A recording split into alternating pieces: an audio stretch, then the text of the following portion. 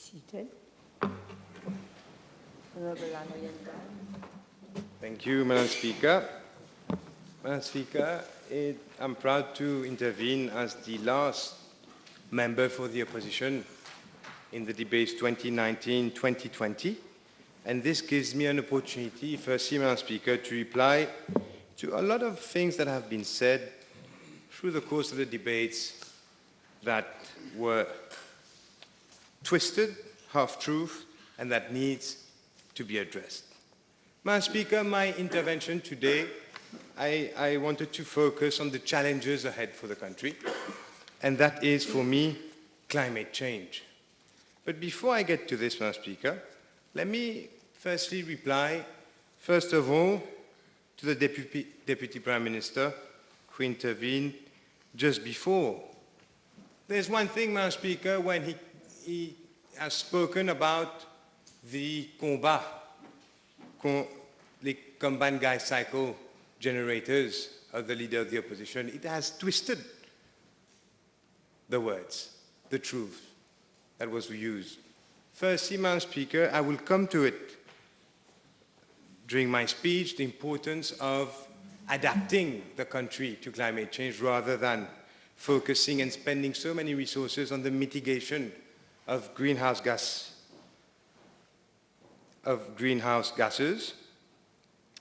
But it is noteworthy, Madam Speaker, to say that we have never spoken about coal as opposed to gas generators. It has never been a debate between combined gas cycle versus coal. That was not what was raised by the leader of the opposition throughout his P&Qs. What was raised is the issue that we have gas turbines today at Nicolet. Gas turbines, albeit old, Madam Speaker, but in good running condition. In fact, barely used. 10% of their lifetime has been used only, and they can be used for another 20 years to come, Madam Speaker. So the debate that was started by the leader of the opposition was why invest 8 billion rupees in a combined cycle generator to cater for peak power demand when you already have 2 generators at Nicolet which can do the job perfectly well. The issue was with wastage of funds. The issue was also with regards to transparency, which he so talks about. Why doesn't he talk about the fact that the tendering procedures were thrown out by the independent review panel, that in 4 years, 5 years, he has failed to come with a transparent and fair tendering process? Why doesn't he talk about that, rather about how all this affair was tainted with irregularities and again thrown out by the IRP? Here's the truth, Madam Speaker, it is public. Secondly, Madam Speaker, he talks about Betamax.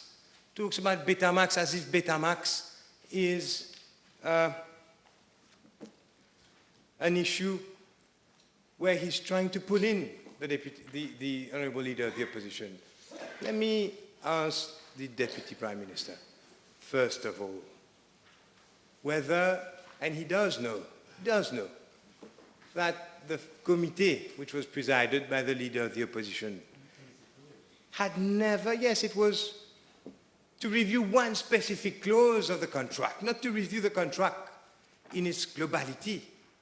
It was to review one technical clause. It was a committee whereby all the chartered accountants, members of cabinet were part of, to look at the specific clause of the contract.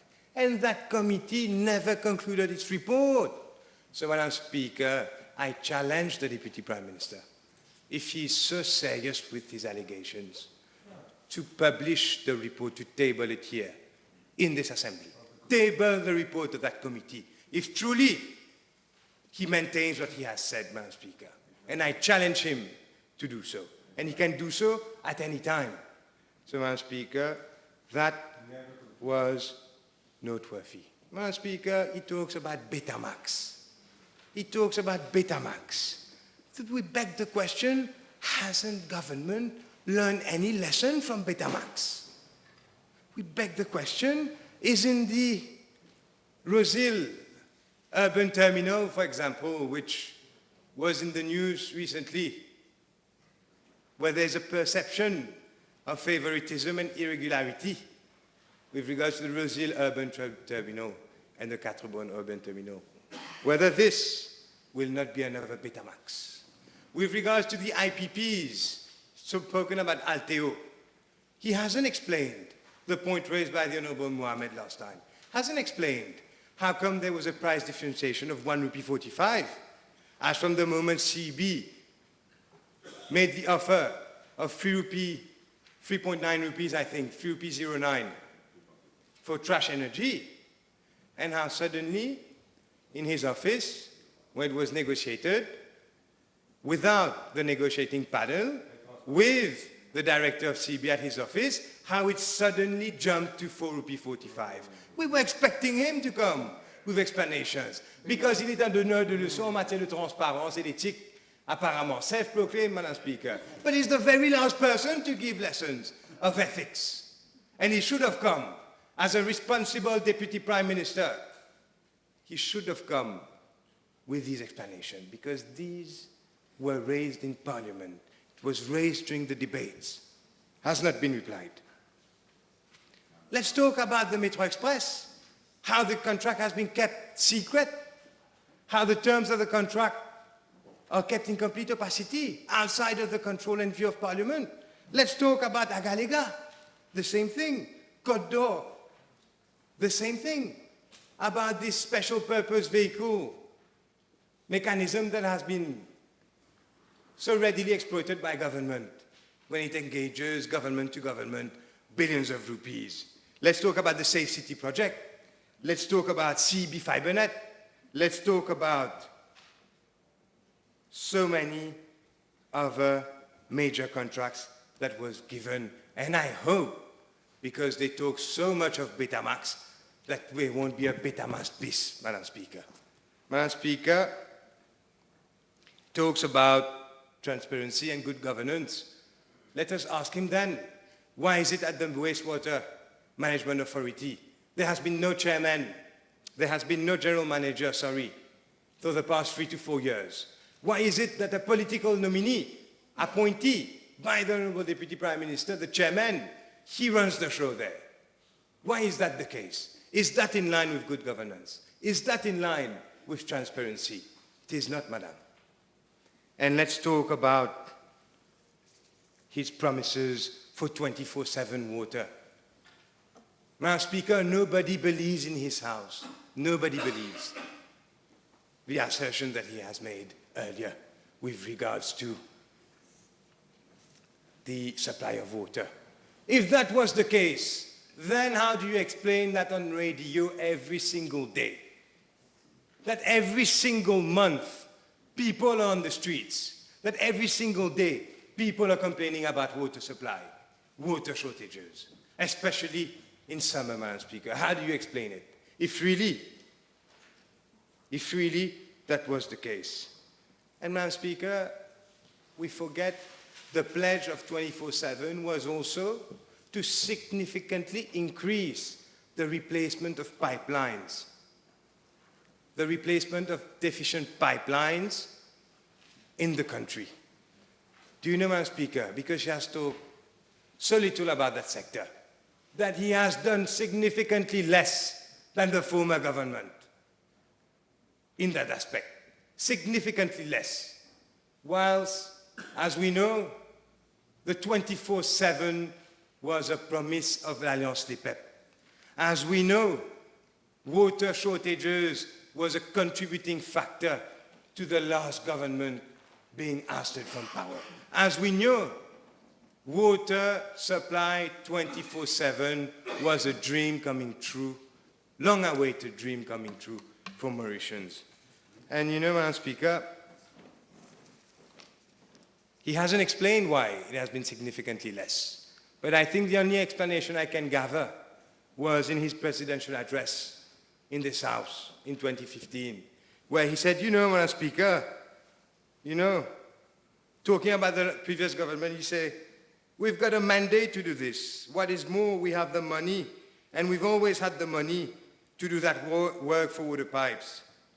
That money was stashed away because, you know, if you do that sort of job, there's very little room for commissions. So it was not an interesting project.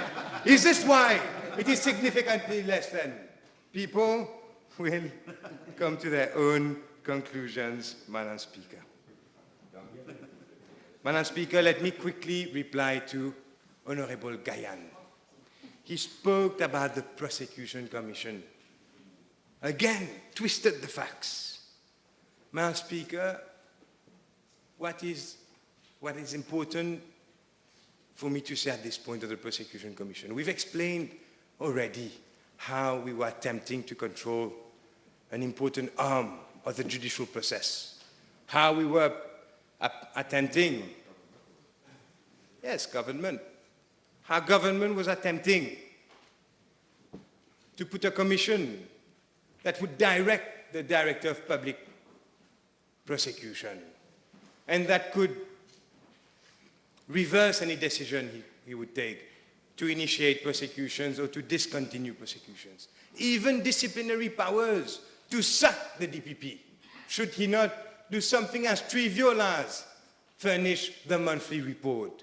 And we all remember when it originally came, the proposal, the draft legislation, how we were giving just 1 month, 30 days, to the Judicial and Legal Service Commission to appoint the chairman and his 2 assessors.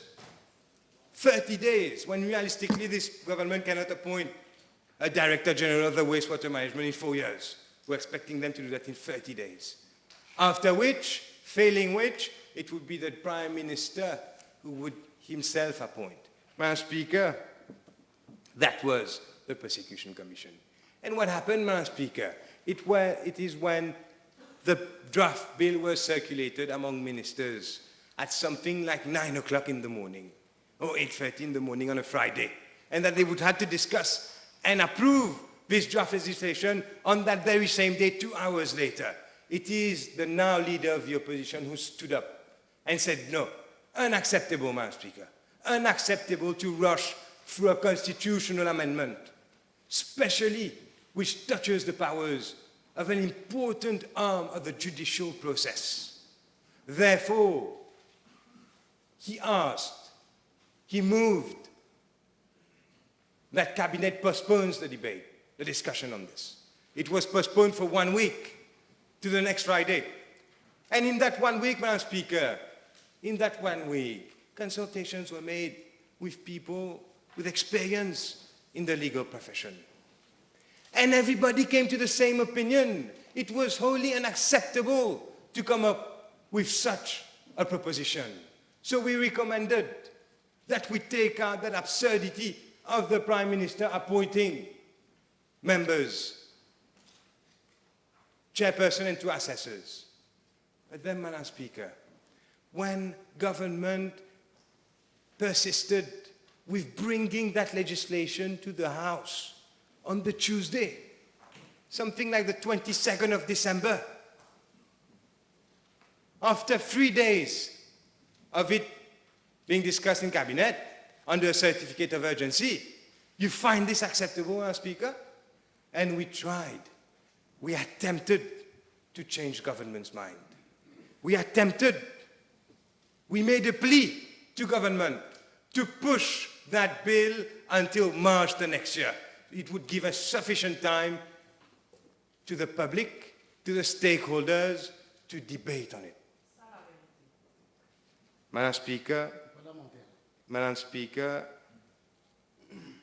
this was never acceded to. So we had a decision to take, Madam Speaker. We had a decision because there were strong and persistent attempts to buy out our party members. Strong and persistent attempts. So we had a choice to make. Do we risk negotiating, staying on, and losing, une hémorragie, party members, Or do we all collectively make a decision and leave? And this is what we've done. And we are proud of it on this side of the House, Madam Speaker. But that, let it be said, that has not stopped government from buying out two of our party members. They know who they are. I do not have to repeat their name. And you know, for some were party members for 50 years, Madam Speaker. But anyway, this is in the past. Madam Speaker, quickly, I go to Rodrigues, Madam Speaker. First of all, we shouldn't attack the memory of Sir Adrien Duval, Madam Speaker. We shouldn't do that. He's not here to defend himself, first of all, but secondly, because he's the only politician who had upwards of 300,000 people in his funeral. He was loved by every Mauritian. He was loved by every Mauritian. And that speaks volume. Politicians nowadays, in funerals, 20 people is too much. So do not attack his memory. We will defend it, Madam Speaker. But a word of advice to the MPs from Rodrigues is that they don't realize, Madam Speaker, the dire situation in which they are, economically speaking, Madam Speaker. It was already at a low point, economically speaking, but with the passage of the two cyclones, it is now even weaker in terms of agriculture, Madam Speaker, of farmers, animals that were lost, infrastructure, in terms of the stagnation in tourism, 25,000 foreign tourists only, a model which we propose to review, Madam Speaker. Madam Speaker, but the question is, who has kept the people of Rodrigues without ambition? Who has kept the youth of Rodrigues without aspirations? Who has encouraged them to go back to the land, to farming? Who has encouraged them to turn away from sectors that had once started to gain a footing in Rodrigues, ICT, tourism, etc., and go back to agriculture? Who has, Madam Speaker? And the situation is dramatic. There is, first of all, l'exode des jeunes Rodriguais vers l'île Maurice et ailleurs. They can no longer aspire to anything in Rodrigues. So this situation is dramatic. The water situation is still dramatic. And Madam Speaker, we stand here today as the PMSD. We were here for Rodrigues in its development, and we stand here for Rodrigues again, ready to help further in its development. And we will, Madam Speaker. And this is why we are taking so much interest in Rodrigues. Because we strongly believe, Madam Speaker, that it is only the PMSD that can give Rodrigues un deuxième élan. It is only the PMSD. Because you know, Madam Speaker, I tell you an anecdote. When there was no tourism in Rodrigues, do you know who started the first hotel in Rodrigues? It was Sir Adrien Duval, where today Cotton Bay is. It was nothing, it was just a terrain vague with goats, that's all. But he had, Madam Speaker, the vision for Rodrigues. And while nobody wanted to invest in a hotel in Rodrigues, he went to see Air Mauritius. And he got Air Mauritius to build the first hotel. That was back in the 1970s or so. He made Air Mauritius build the first hotel. He believed in Rodrigues before anyone else. And he saw the vision for Rodrigues. And up till now, Cotton Bay is still one of the most beautiful hotels in Rodrigues. So that, Madam Speaker, concludes on Rodrigues. I say it again, we stand ready and willing to help them, and we will endeavor, Madam Speaker, to push Rodrigues further. Madam Speaker, let me come quickly to the economy. The MCB focus report has been published a few days ago.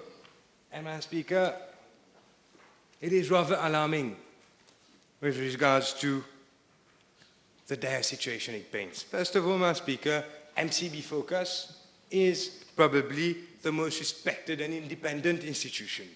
What I'm about to say doesn't come from me, Madam Speaker. I'm no economist. It comes from the conclusion of the Economic Outlook report of June 2019. Madam Speaker, while it accepts now that the GDP growth for this year is 3.7%, it paints a much darker picture for next year. 3.5%, Madam Speaker, is the legacy of this government. 3.5% is the predicted forecast for next year. Madam Speaker, I hear people saying Marchi. Again, this is the MCB focus report. Madam Speaker, if you think about it, the government started at 3.7% of GDP growth in 2014.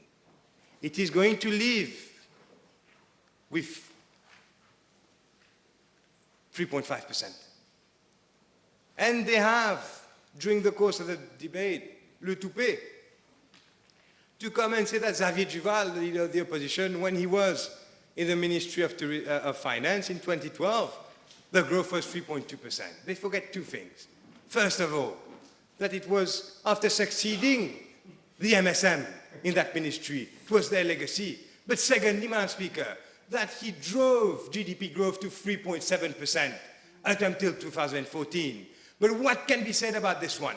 You take it at 3.7%, and in spite of all the debts that we are taking, the billions, 300 billions passed of public debt, in spite of all of this, in spite of the massive public investment, Madam Speaker, there is going to be an increase of 35% for this year of public investment, public sector investment. There was last year an increase of 15%. In spite of all of this investment, of all of the loans, of all of the development, we are going back to 3.5%, Madam Speaker. And this, unfortunately, is the real situation. Madam Speaker, another worrying fact is the number of banks that are leaving Mauritius. Madam Speaker, international banks, major international banks, Barclays have left. It's now become AFSA, taken over. Investec has left. Dutch Bank has left. Banque des Mascareignes has left. Since HSBC wanted to leave, but couldn't get a buyer. Habib Bank is closing down in 2020. Banque Privée de Fleury is also closing down. Madam Speaker, what we need, the lessons we need to learn from this. Exactly. There is no longer confidence in Mauritius, Madam Speaker. The major international banks are leaving. And this is the conclusion, Madam Speaker. And this is going to get worse following the announcement now that we're going to amend the law to have the special reserves of the Bank of Mauritius, to use them to repay our loans. It's only going to get worse. Madam Speaker, quickly, tourism, again from MCB focus, it has contracted by 1% since the beginning of the year. 4 months of the year, 3% arrival by air, and what is worse is that the income from tourism earnings has declined by 9%. So we are getting, even though tourists has declined by 1%, how much they spend is 10 times more. And while regional competitors are doing double-digit growth, Madam Speaker, Seychelles and Maldives. But what is noteworthy, Madam Speaker, what government has to take notes, in that MCB focus you will see there is a part on the survey by Statistics of Mauritius as to why it is that tourists no longer favor Mauritius as a prime destination. 2 words, Madam Speaker. There is a fall in the perception of the level of security and the quality of the environment in Mauritius. And I will focus on the second part during my intervention. Tourism has changed. Much more emphasis now is on ecotourism. Much more emphasis is on sports, leisure tourism, which all involves nature, Madam Speaker. And unfortunately, in this regard, we have utterly failed. Madam Speaker, also in the MCB Focus report, you will see financial services is slowing down. The FDI flowing into India from Mauritius, Madam Speaker, have halved in 1 year. From 16 billion last year, US dollars, 16 billion US dollars last fiscal year, to now $8 billion this fiscal year. But, Madam Speaker, what is most alarming is unemployment. And we have to call it the youth unemployment problem. Madam Speaker, out of the total people unemployed, 50% are aged below 25. 26 of those are graduate chômeurs, people with degrees. And there's 25% of youth underemployment. What is also, Madam Speaker, what is also worrying is that the labor force is contracting. It has contracted last year by 10,000. Also, not only does it mean, therefore, that people are definitely leaving the labor market, but what is interesting and worrying, Madam Speaker, is that with regard to our labor force from 16 to 60 or whatever, the percentage of people compared to the population, the percentage of people in the labor force there's a disparity between other countries. Only 58.9% of our labor force compared to the population. Rather, compared to other countries, more than 70% of the labor force on a ratio compared to the population of that age I've given you. So this is worrying, Madam Speaker. The labor force is contracting. And we need to understand why. And this is the point that I would like to take quickly, Madam Speaker. It is, and imagine the Leader of Opposition said last time, underemployment was something like 140,000, where the MCB Focus says it's 168,800 people. People who are unemployed and underemployed in Mauritius. 170 people daily. Madam Speaker, we think, first of all, we need a complete review of the tertiary education system, of that sector. It is unacceptable, Madam Speaker, that to this day, there are people training for degrees that are certainly going to lead them to unemployment.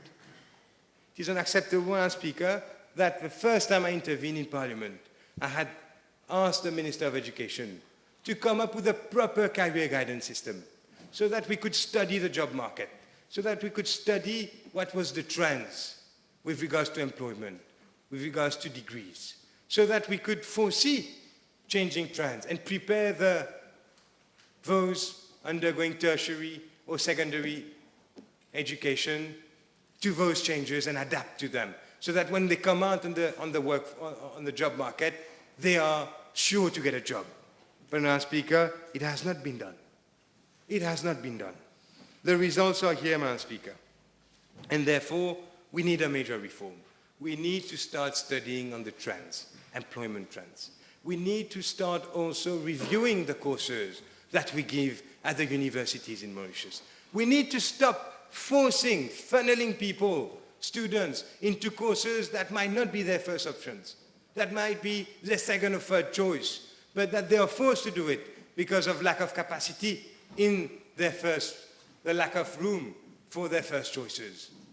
Madam Speaker, we need now to adapt our universities for the job market today. If courses are unpopular, get rid of them. If other courses are more popular, make sure you have capacity.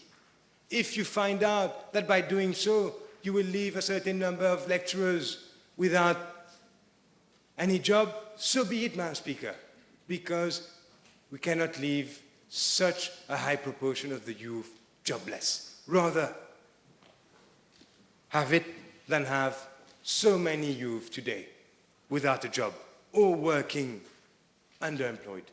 So, Madam Speaker, this has to be done. Madam Speaker, with regards to your youth, let me say as well that there is no longer any motivation, any hope, any aspirations in Mauritius as well. First of all, there is the tale of two cities that was so well spoken by the leader of the opposition, of how we are devising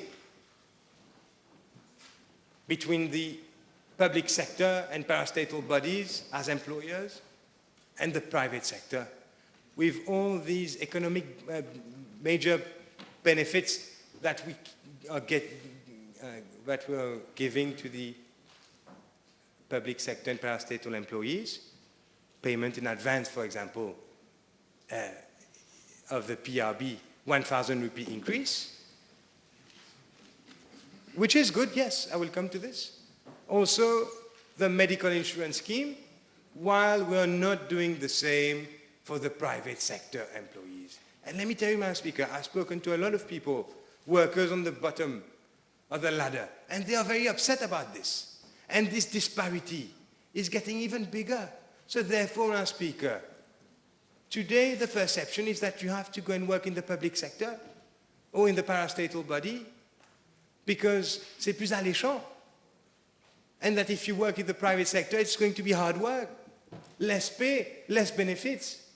But when we are in a situation where it is clear, Madam Speaker, to everybody here who receives the public their mandates, that everybody, the focus is on seeking a job in government or parastatal bodies, and that when there are so many job offers in the private sector, which to this day are not applied by, where they have to resort to bringing foreign workers, then you have to understand that we have a problem, Madam Speaker, and that in this budget, and through this trend, we have only made matters worse.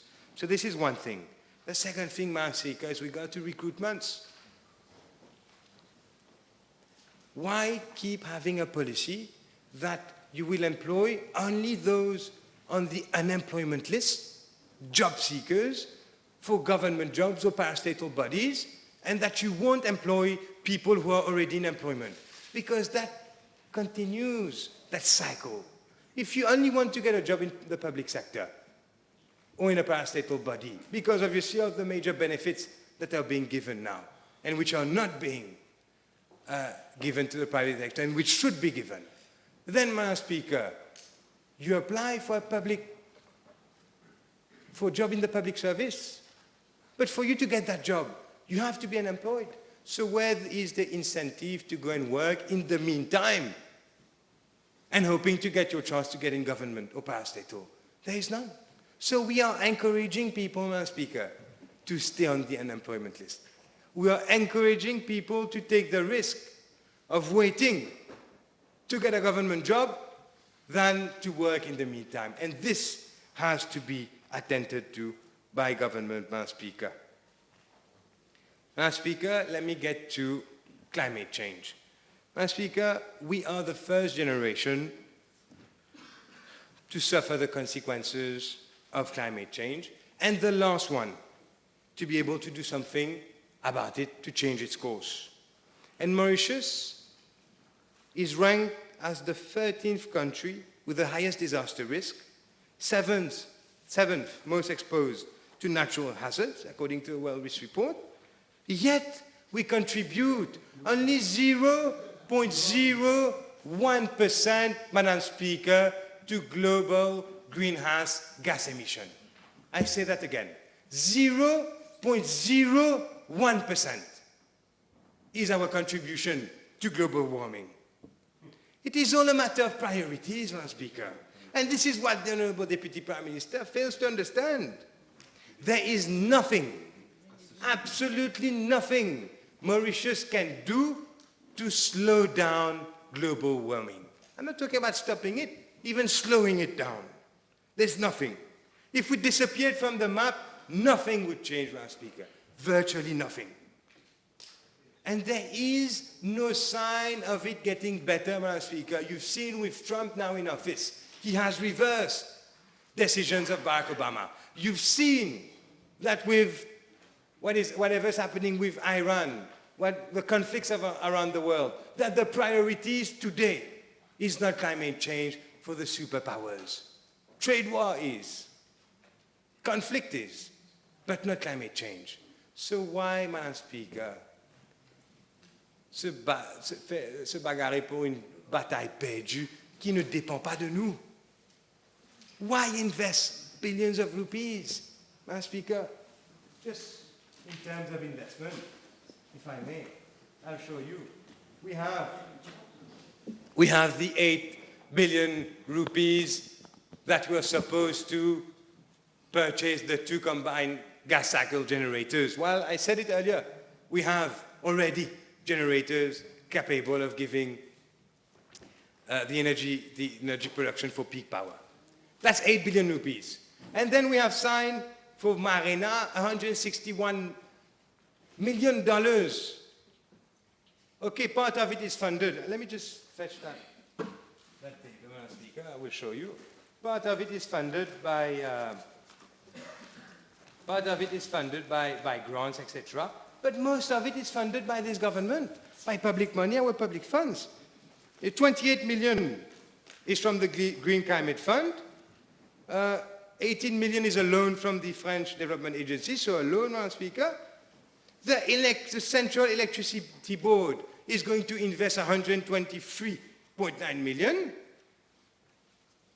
and then 1.5 million grant from the United Nations. So we are going now to invest, Madam Speaker, upwards of 6 billion rupees to accelerate towards a low carbon emission. Do you think, Madam Speaker, it makes sense?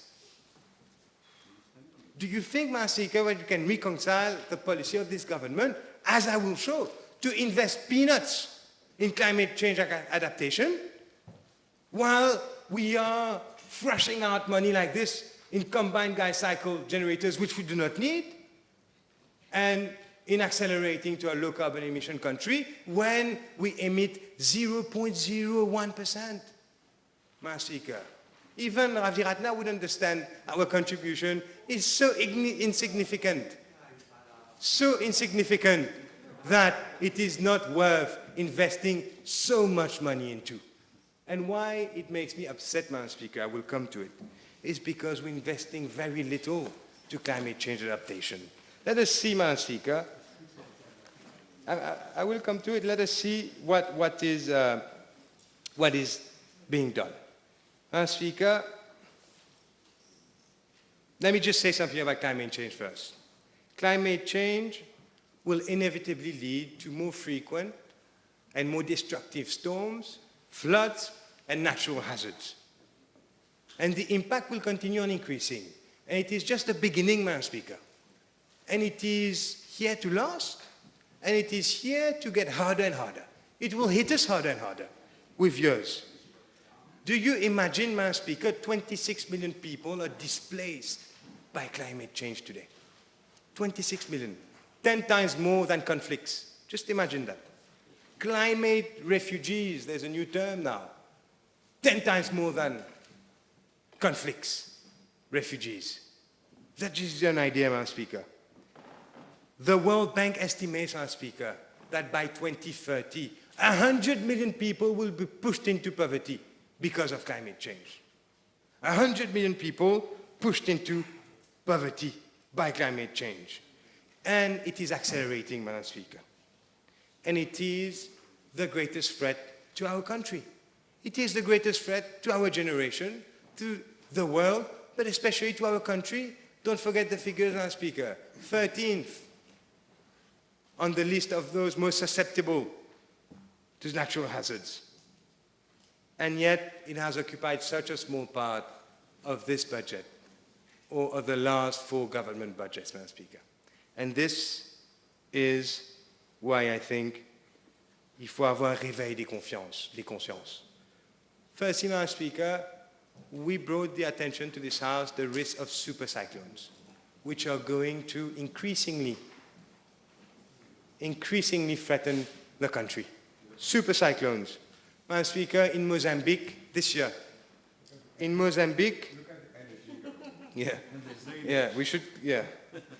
Madam Speaker, in Mozambique, there has been more than 1,000 deaths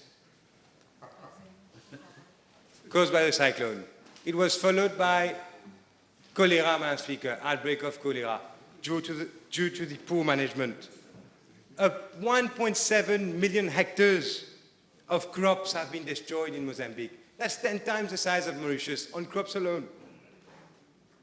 And the economic value of the cyclone amounts to 70 billion rupees of damages just to infrastructure. And another 70 billion rupees in damages, social and economic.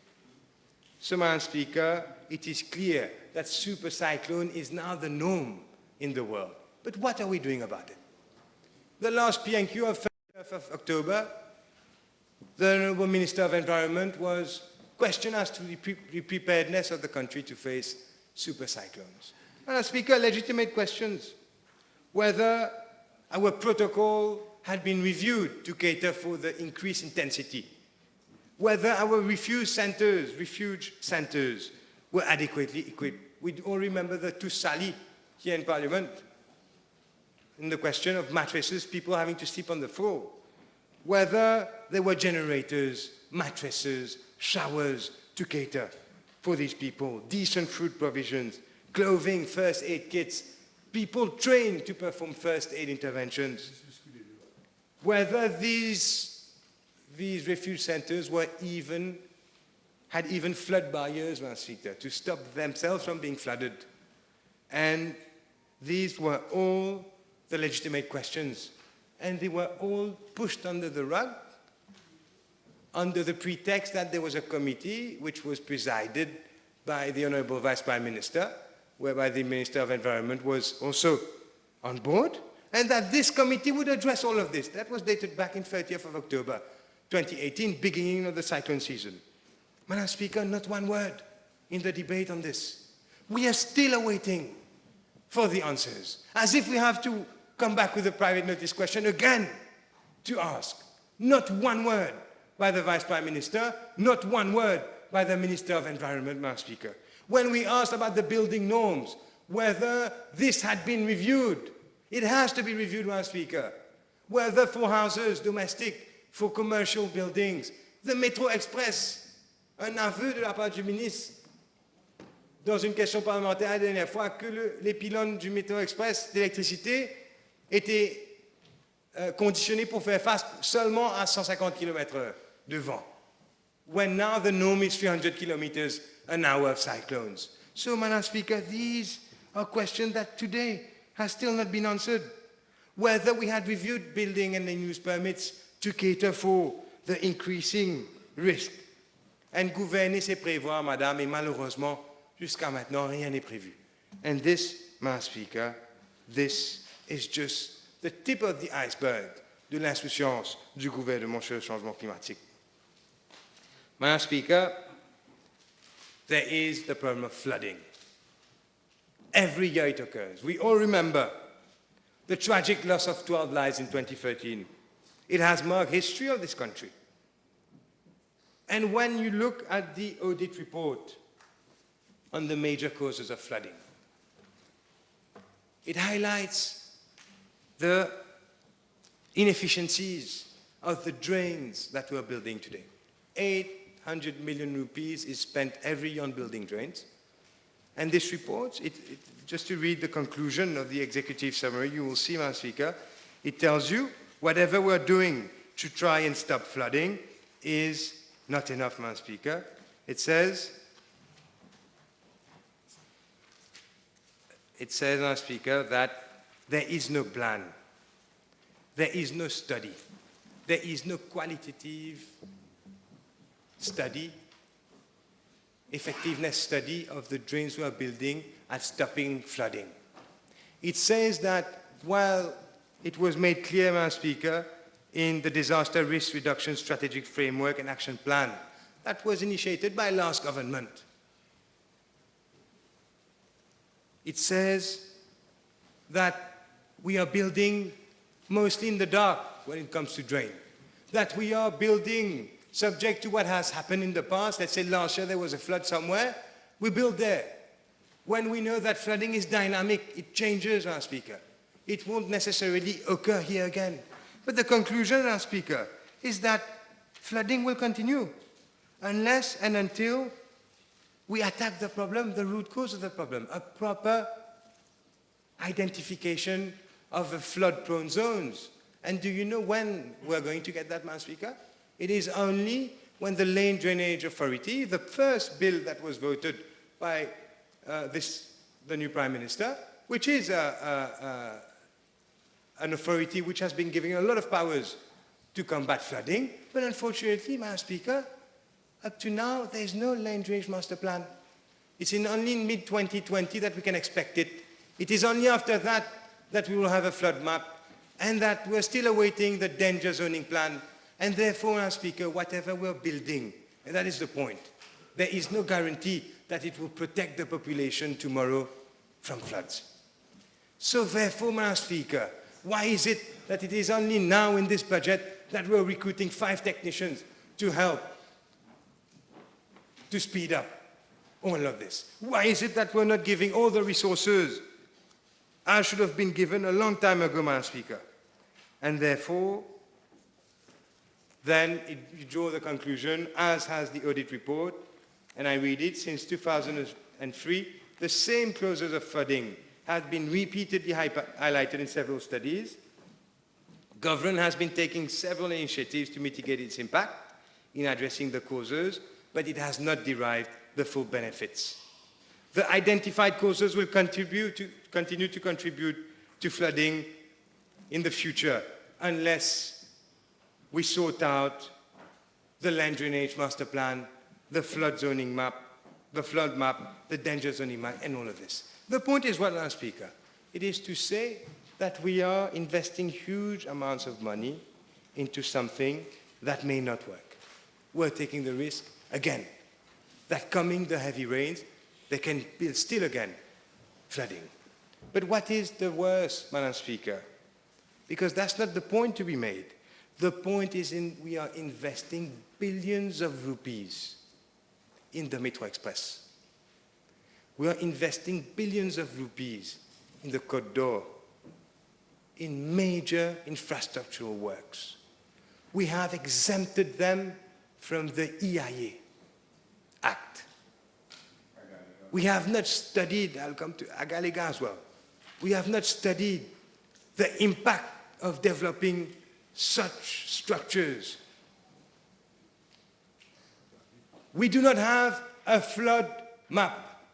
We do not have a danger zoning map. We do not know, therefore, if we're constructing in places we shouldn't construct. And one of the things that highlighted in the audit report is that 50% of flooding is caused by construction in low-lying areas. We call that unplanned development, bad development. We do not know if that is bad development as well. Madam Speaker, the greatest mistake that this government has made was to exempt Metro Express, Agalega, and all of them from the EIA. When we sat here until 5 o'clock in the morning, because our honorable friend Patrice Armand had put a motion of disallowance on that regulation to exempt Metro Express, we were told, don't you worry. We were told, the necessary will be done. Has it been done? We can't draw the conclusion when we look at what is happening in La Butte, what has happened this weekend, that it has not been properly done. Ça commence déjà à céder. And there is rumors that one of these colonnes, in fact, is lower now because of ça s'est engouffré. Well, given the opacity surrounding the project, you can only go by rumors, Madam Speaker. So, Madam Speaker, this is the thing. We have exempted these major infrastructural works from EIA. And I just hope, Madam Speaker, that once it starts its operation, we do not see that we have impacted on natural drains, man-made drains, or constructed on low-lying areas, or in zones that would be highlighted in red, do not build, with all these projects, Madam Speaker. And unfortunately, not only don't I know the answer, but government doesn't know the answer, because again, the studies are not yet ready. Madam Speaker, I have also to denounce the fact that we are exempting projects from EIA. Again, we have to stop this nonsense, Madam Speaker. With regards to Agalega, for example, we have no idea what is being done, and we have no idea the impact it will have on the ecosystem. It was once an island untouched by development, and we do not know how it will affect the ecosystem, which is already strained by global warming, rising temperatures, coral bleaching, all of this, and we do not know the impact of this 3.2-kilometer runway. Madam Speaker, I think, be it with the Metro Express, erasing of Promenade Roland-Armand, or all the other green spaces we've had, be it with any other major government infrastructural work, today, the carelessness to the environment in which we build, Madam Speaker, I think is a crime against nature. Madam Speaker, on the same topic of climate change, I have to now highlight the economic impact of climate change, Madam Speaker. First of all, tourism.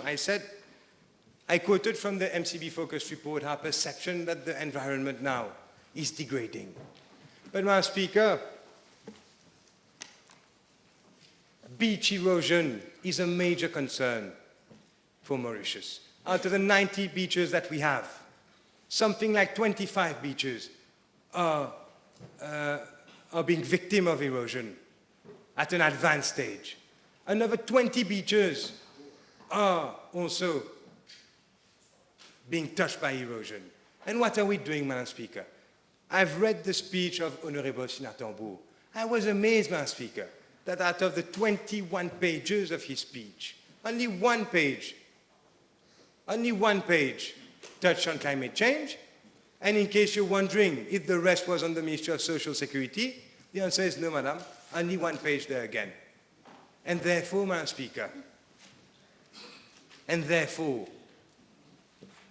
beach erosion is something that he should have addressed properly. Do you know what he says, Madam Speaker, in his very short speech on climate change? He says that this government is the government that has tackled climate change more than any other government. But what he doesn't say, Madam Speaker, is with regards to beach erosion. The project that he cited so many times in this House, at Rivière des Anguilles, at Montchoisy, are projects initiated by the previous government, signed by the previous Minister of Finance under the Adaptation Fund. Is it not true? Is it not true that in 2012 is when we saw the Adaptation Fund? And I have it here, Madam Speaker. 2014, the last budget of the Honourable Leader of the Opposition, rehabilitation of beaches, project value 616 million rupees. And then the rehabilitation of beaches under the AFB, Adaptation Plan, 166 million rupees. And you know, they say that they are the government who touch more on the issue of climate change. When you go and look at expenditure, Madam Speaker, there is no significant increase. It has remained more or less the same with regards to beach erosion. And this is why, Madam Speaker, this is why tourists are decreasingly coming to Mauritius. It is because our beaches now are at the state of erosion is worrying, and we are not tackling it, Madam Speaker, as we should sufficiently. We are putting something like 150 million rupees in this budget, which is not enough, Madam Speaker. Madam Speaker, with erosion is caused primarily, Madam Speaker, by the disappearance of coral reefs. Because coral reefs help to attenuate waves. You know, they help to break waves before the wave breaks onto the coast. And when your reefs disappear, Madam Speaker, this is why erosion accelerates. And it is the first cause of erosion, along with sea level rise. And so, therefore, Madam Speaker, it is not only necessary to adapt our beaches against rising sea levels, to place barriers, physical barriers, to attenuate waves, to do the job of coral reef, but it is also important, Madam Speaker, to regenerate, rehabilitate our coral reef and regrow them, Madam Speaker. Because there's something like 20% of living corals left in Mauritius. 20%, Madam Speaker. And between 1997 and 2012 is when most of it died. Something like 70% died during that period. Right? 20% now left. What are we doing about it? You will see in the budget, we are providing for 16 million rupees for coral farming. Madam Speaker, this is only in Blue Bay. And this money is not us putting in it. It is money granted to us, given to us by the United Nations under a project to rehabilitate the coral reef at Blue Bay. But what has this government done to rehabilitate our coral reef? To date, Madam Speaker, nothing. And this is a major mistake. Why, Madam Speaker? Because there is a correlation between the loss of coral reef and the loss of beach through erosion with decreasing revenues and arrivals from tourists. There is a correlation between the loss of beaches and corals and the loss, the decrease in that sector, which follows in the loss of revenue and then losses in jobs. It is recognized internationally, Madam Speaker, because coral reefs have a value. You know, let me just give you a figure about the value of the reef economy, as we call it. It is in billions of rupees. We estimate here in Mauritius that with the degradation of our coral reef up to 2030, we'll lose something like $100 million every year in the loss of revenue. That's 3.5 billion rupees every year. If we continue at this rate, we are going to lose 3.5 billion rupees every year up to 2030. And then, you know, Madam Speaker, 2030, it's approaching the end date of coral reef in the world anyway because of not protecting them. With sea rising temperatures, all of it will disappear if we do nothing. So therefore, they can be exploited for a short time to come. And then we have to say goodbye to our ecosystem. And what are we doing about it? Again, nothing. While, Madam Speaker, in other countries, I'll take one example, Oman. Oman has invested something like $9 million US dollars, Madam Speaker, something like 300 million rupees in coral farming. It has dedicated an entire zone of its 20 kilometers by 7 kilometers of its coastal waters, and it has planted massively coral farms.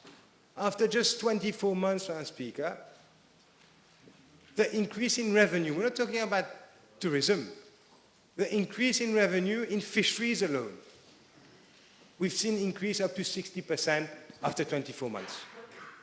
60% increase in revenue. A sustained revenue, Madam Speaker, which nearly pays off the initial investment every year up until 2030. You invested $9 million, you're going to get back every year after 2 years something like $8 million. And this is what Oman has done. Australia is doing it. All the countries are doing it. But us, Madam Speaker, besides from beaches and corals and the lagoon, what do we have to offer more to tourists? Wouldn't it make sense to any person to first rehabilitate our beaches, our corals? Wouldn't it make sense that in order to compete with other markets, which are much better in terms of environment than us, that we should do the same? Well, apparently it hasn't, Madam Speaker, because the funds that we are spending on rehabilitation of beaches and corals. It's little, but the worst, Madam Speaker, these are all funded through aid by the United Nations. The same United Nations now, which is investigating the Ministry of Environment through the Adaptation Fund. Because while they were investing upwards of $10 million, something like 550 million rupees, to rehabilitate the Rivière des Anguilles and Montchoisine, etc. You know what the program consisted? It consisted of a 5-base approach. First was physical rehabilitation. The last point, Madam Speaker, was to create knowledge base, training, to do studies, to understand the correlation between coastal development, hotels development, among others, and beach erosion, to understand what was the causes of beach erosion, and why they accepted to fund 300 million rupees or so. They were expecting the minimum, Madam Speaker, and the minimum was that you wait for the determination of the report to see the causes of erosion and how to best mitigate them and how to best develop coastal development before you touch your coastline. What have we done, Madam Speaker?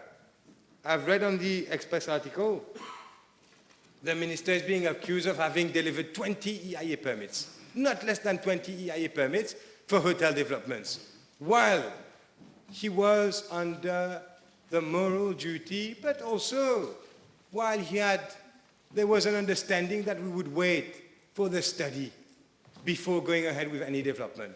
And he will have to explain himself, Madam Speaker, to the United Nations. Do you know why? Because they don't like to be taken for fools. Because they've accepted to fund beach rehabilitation, because they have in fact pledged to fund the coral farming in Blue Bay. And because it seems we haven't respected their conditions. And this is going to hurt us on our reputation, and this is also going to be a problem in the future. Madam Speaker. Honorable Adrien Duval, I think you have exceeded the time allotted to you, so I'll give you additional some 3 or 4 minutes to wind up your speech, please. Okay, Madam Speaker, let me just go straight to what I'm going to propose to government, Madam Speaker. I think to treat climate change, we need to be now bold and serious about it. What we propose, Madam Speaker, we think the next government should firstly delimitate protected areas much more. We have just, Lagoon Blue Bay. There should be something like 30% of our lagoon being protected areas. And we should then indemnify the fishermen who live on these lagoons. Find a scheme.